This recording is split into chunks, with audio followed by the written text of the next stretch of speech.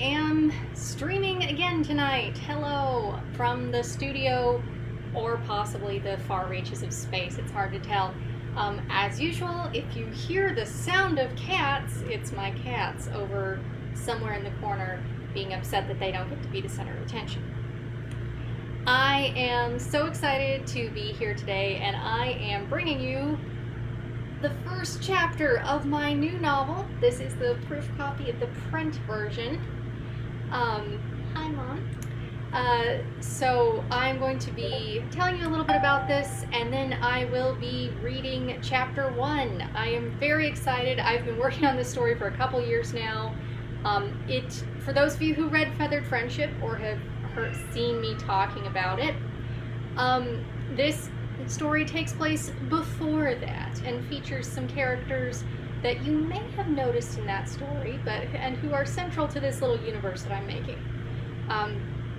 Celadon is going to be serializing on my website this time, so every week there will be, on Tuesdays, Thursdays, and Saturdays, a new chapter of this novel up on my website at katiesilverwings.com/Celadon is the place you can find this, and you can find the link in my bio on Instagram and very clearly visible on YouTube. I am streaming in both places simultaneously right now. But it is a story about finding friends and a little bit of intergalactic political intrigue, and also there's, food and fun stuff like that. But every week you'll get additional chapters of it, and then when the story is fully finished serializing on my website, it will be coming out in print and ebook versions. Pre-orders for print and for ebook are already up live on Amazon and Barnes & Noble.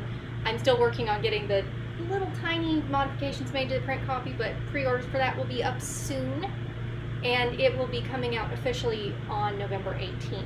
But without further ado, let me share with you Chapter 1 of Celadon, a strange space novel.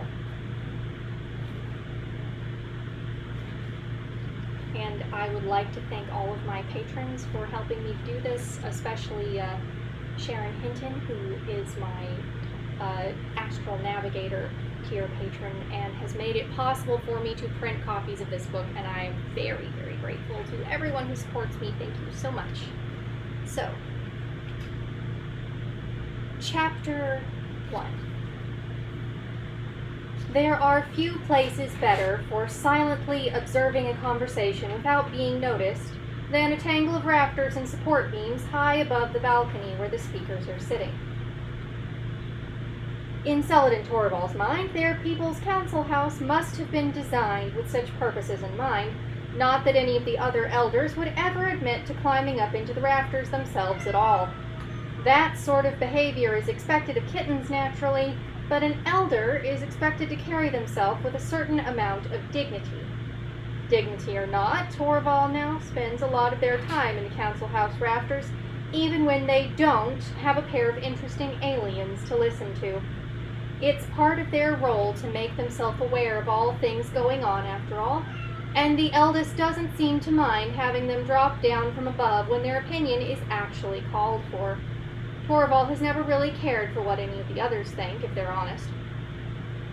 This present bit of listening is on Torval's own account, though, rather than the council's. They've placed themselves just close enough that their keen cat-like ears can swivel and focus on the voices of the two aliens, but still far away enough that one of the speakers would have to look up at precisely the right angle and location to see them at all. Their long, prehensile tail curls around the beam they're sitting on for stability, while their four hands lightly anchor them to the support beams. They have both legs loosely crossed, their lightweight sandals long since removed and tucked neatly into the folds of their sash for the sake of greater ease in climbing. The pale greenish blue of their silver-striped skin and the amber layers of their robes disappear into the rich browns of the wood around them and the deep shadows cast by the council house roof. The people Torval is observing are too caught up in their conversation to consider looking up and seeing the floor of an elder whose 3 golden eyes peer out of the shadows in the rafters, of course.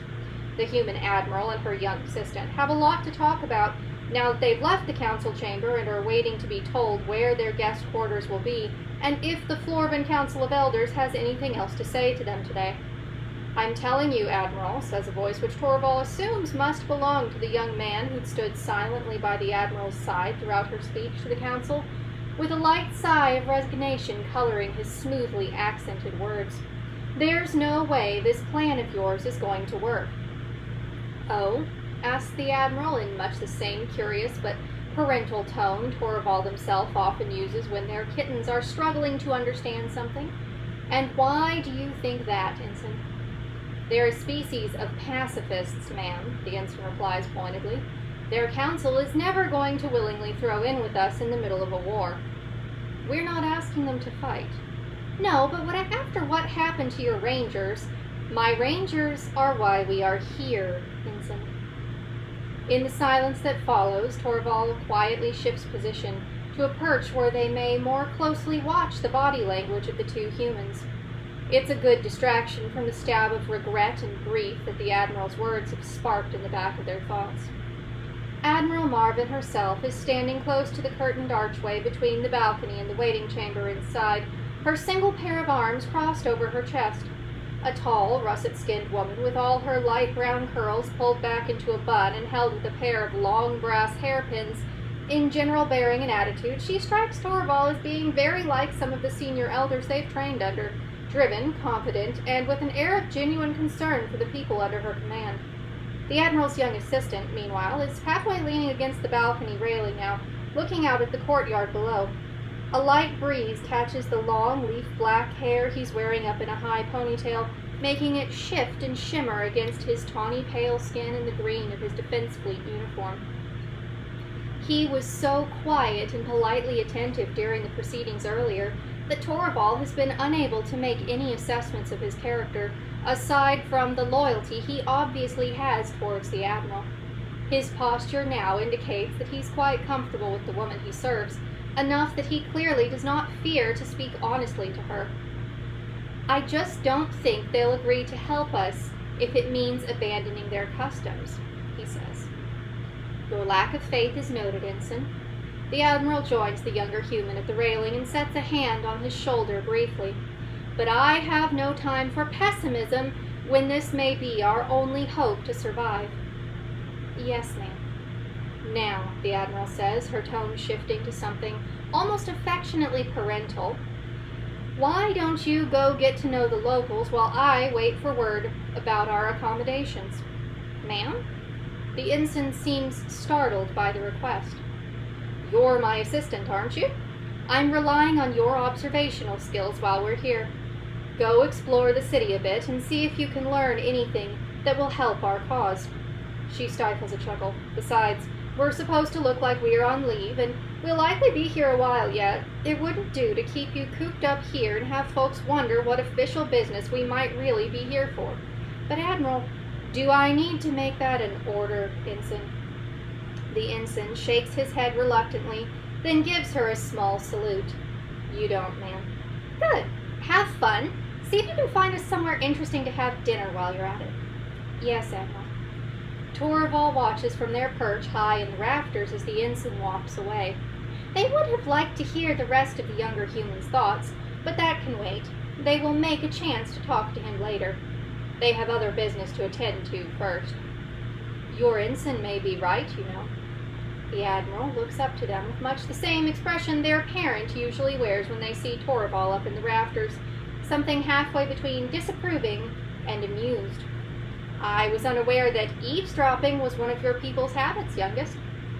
Torvald drops down onto the balcony railing beside the Admiral. The amber silks of their robes catch the breeze nicely as they take a comfortable position on one corner of the railing and steady themselves with their long, tufted, prehensile tail and lower pair of hands. This meeting is far different in tone than the formal introduction the two of them had had an hour ago when she first stood before the eldest and the other members of the council who were present today. They're amused, though, that she's still deferring to their proper title. They wonder if that's out of respect or if she's simply not remembered their public name out of the 18 elders she met earlier. I wanted to speak to you. The Admiral raises an eyebrow. On behalf of the council. On my own account. Torvald dips their head lightly. I see. I would have thought you'd all still be in there deliberating. The final decision regarding your proposal won't be made until the rest of the elders arrive. Torvald shrugs, twitching one of their ears. Until then, I don't care to waste time arguing about it. What did you want to say to me then? Torvald looks out towards the city. They can see the ensign crossing the courtyard figure among the blue and silver bustle of their people. They watch him as he turns and looks towards the upper levels of the council house, one hand shielding his eyes from the smaller sun which is doubtless cresting its domes at this hour. After a few moments, he lowers his hand and continues walking, disappearing down one of the side streets that leads towards the river which cuts through the heart of their home. Why are you here, Admiral? Torvald asks at last. You heard my case already, youngest. The Admiral leans against the railing and joins them in gazing out over the city. I'm here to get permission to recruit volunteers from your people for the fleet. So you said. What I want to know is why. We don't stand a chance of surviving this war against the Novans without your technology. You already have our technology on your interstellar vessels. Torvald gives her a knowing look with their third eye, keeping their lower two directed towards the courtyard. Civilian vessels, yes, or ranger ones, never the defense fleets. True. If we could use the drive without you, or if anyone else flight tech, I wouldn't be here. I'd have the whole fleet outfitted and flying instead of sitting around on the edges of all of our systems waiting to be attacked. That is not by our design, Admiral. I know. Torvald is silent for a few moments, watching the courtyard below. They're well aware of the fact that human ships on their own are limited to relatively slow-moving solar sail flight, and that it's only thanks to their people's gift of the so-called quantum space drive that interstellar journeys are possible for them in weeks or months rather than decades.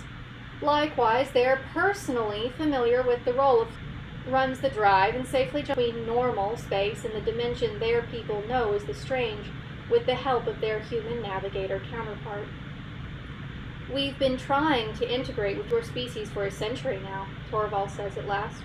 Do you know how many times we've been approached by those who would adapt our technology for warfare even before our peoples met? No, although I can imagine. It's different. Is it? Torvald asks. The Novans know that your people exist now. Torvald turns all three of their eyes back to the human. What do you mean?